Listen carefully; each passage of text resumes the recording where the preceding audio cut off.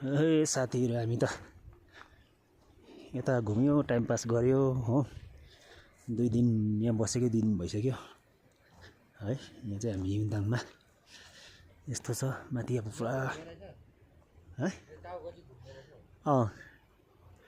यहाँले हिउँ परेर फेरि स्टार्ट भयो माथि थाक पर्न थाल्यो हो यस्तो छ यहाँ चाहिँ हामी चाहिँ अहिले युमथाङमै थियो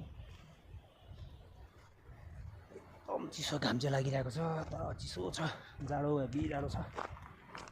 बेसीमा घाम चाहिँ अस्ताएपछि यस्तो चिसो हावाले फुक्छ कि अनि साथै हाम्रो केटाहरू साथीहरू ऊ माथितिर पनि बसिरहेछ यहाँ माथितिर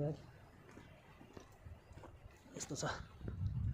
यो चाहिँ गोठहरू यहाँ देख्दै गरेको चाहिँ गोठहरू है टुरिस्ट स्पटहरू यहाँ चाहिँ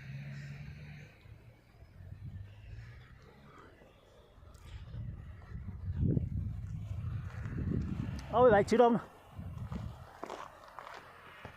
अब घाम जानु आँटेको छ हो घाम गएपछि चाहिँ यहाँ चाहिँ चिलेकै जस्तो हुन्छ नि फेरि चिसोले चाहिँ एकछिन तपाईँहरूलाई यताको तलतिरको नजारा देखाउँछु खोला यहाँ तल सानोबडे ब्रिज झोलुङ्गे पुल पनि छ हो यहाँ तल देख्नु हुँदैछ यो चाहिँ झोलुङ्गे ब्रिज यो चाहिँ युमथाङ भ्याली नर्थ सिक्किम युमथाङको हिउँको सिजनमा चाहिँ यतातिर ड्याम्मै हिउँ पर्छ अब सिजन लागिहाल्यो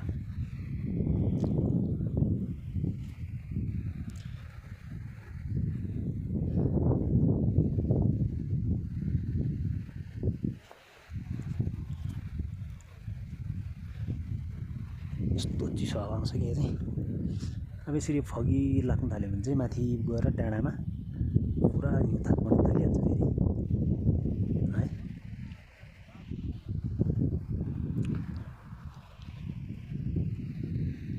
अब यो डाँडाबाट झट्टै यो डाँडा चाहिँ काटेपछि त यो घाम अस्तेपछि त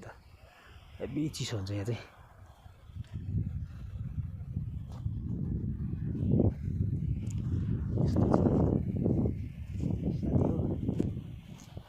घुम्नु त पाइन्छ नि बिजोग पनि हुन्छ हो यहाँ चाहिँ बिजोग पनि छ चिसो हुन्छ हिउँ पर्छ कहाँ गयो इन्द्र कहाँ गयो हाम्रो साथीहरू भाइ अलिक छिटो आउनु हाम्रो केटाहरू चाहिँ यहाँ छ एक भाइ यहाँ बसेको छ यसो खोलातिर जाँदै गरेको हामी चाहिँ